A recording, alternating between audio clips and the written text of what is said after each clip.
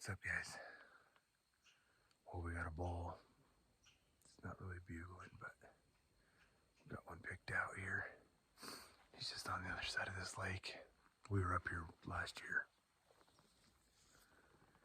There's still one up here, but I think the game plan is we're gonna hit that timber, get to that opening, and just kind of hang out. See if we can't get on his level, and we'll go from there. So, not a bad morning so far. Mountain's empty. Heard a few helicopters. Sounds like search and rescue's out for someone, so we'll see. All right, stay tuned. Let's get set up over yonder.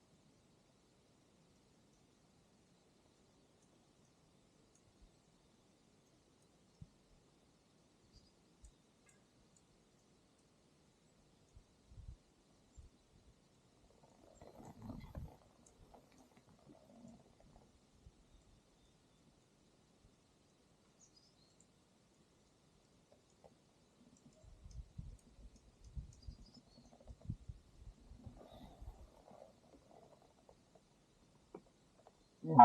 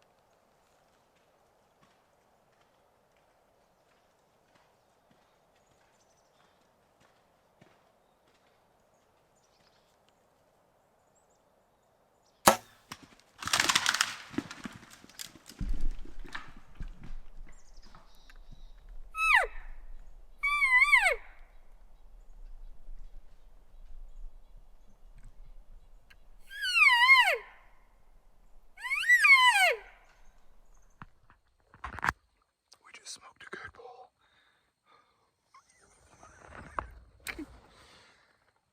Oh man.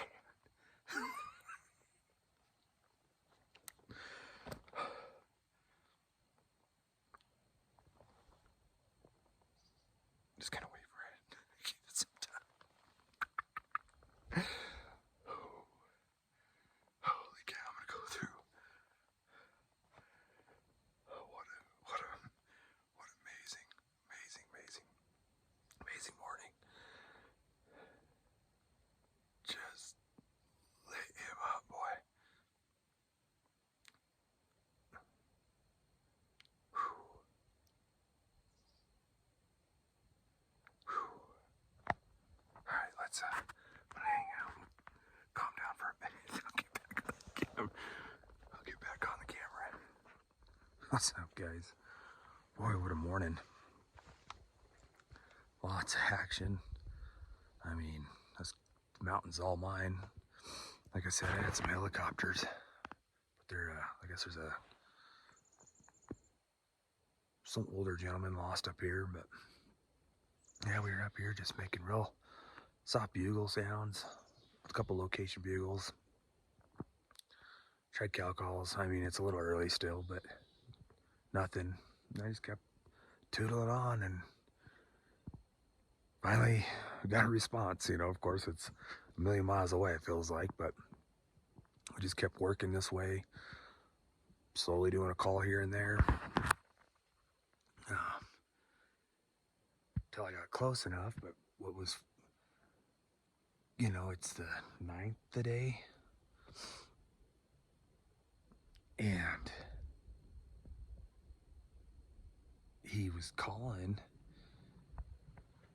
He was answering my bugles. First it was light, then it got deeper, and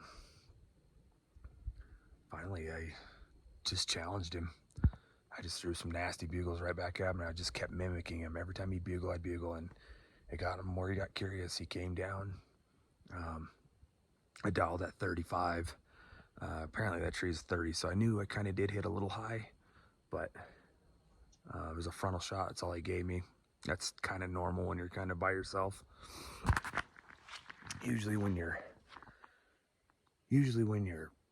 have a duo, you know, you can have your partner call right here, and I could have been over, you know, on this yonder, but had more broadside shot. But I kind of walked I mean, he started bleeding the first 20 feet, and it's decent blood, so, and then it's not even, I don't know, it's not even 5 feet in between, it's still blood. Like, I walked up just a little bit, but, and making sure it's going to be an easy track. It's going to be, it should, fingers crossed, it should be a very easy track. But anyway, yeah. Smoked him. Oh, I can't wait for you guys to see this. I know I haven't been on social media a lot, but just have been dealing with mental things and trying to see where I'm going to take this channel. But the more I come out here and I get to talk to you guys and actually get to see elk and have an opportunity to maybe throw an arrow at one or a bullet, or it just makes me so happy. I mean, I am just unbelievably stoked. For once, I got an uphill shot, so pack out's going to be downhill. That's going to be pretty sweet. So I'm pretty excited about that. Yes, I'm counting my eggs, but I'm pretty sure it's going to happen. Man, he's a decent bull, you know. I mean, I didn't get a good look at him. Again, don't care. It's over the counter in general. You know, I'm trying to film. I'm hoping I got the big camera. That's the only thing I'm worried is I'm hoping I got him on the big camera. I did get him on the Instant 360 and the GoPro, but I'm hoping the big camera picked up the shot. Man, let's do it. So yeah, I'm gonna probably give him a little snacky Rui. Give him about, I don't know, I think I've already gave him 20 minutes. I'll probably give him another 20. Just be on the safe side. I just wasn't sure where the shot was. Looking at the blood, it looks good. So, man, all right. I'll get back to you guys when we start tracking. So, stay tuned.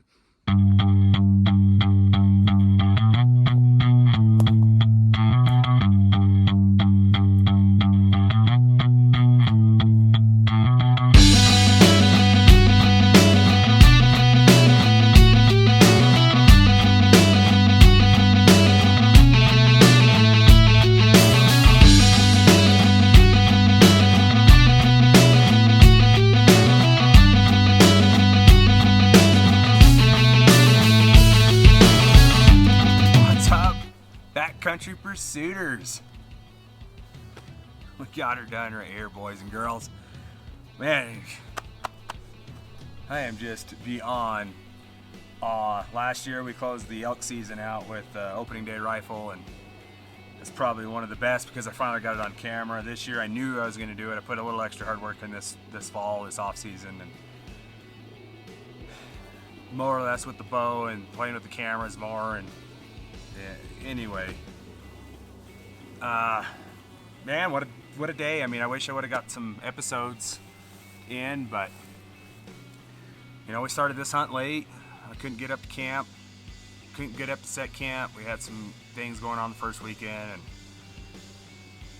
I came up early yesterday to get camp set up. I knew it was going to take a minute and, you know, go through all the gear, camera gear, etc. And finally knew, you know, you got to look back. Okay, it's September 8th. I was wrong. It's the 8th. It's not the 9th.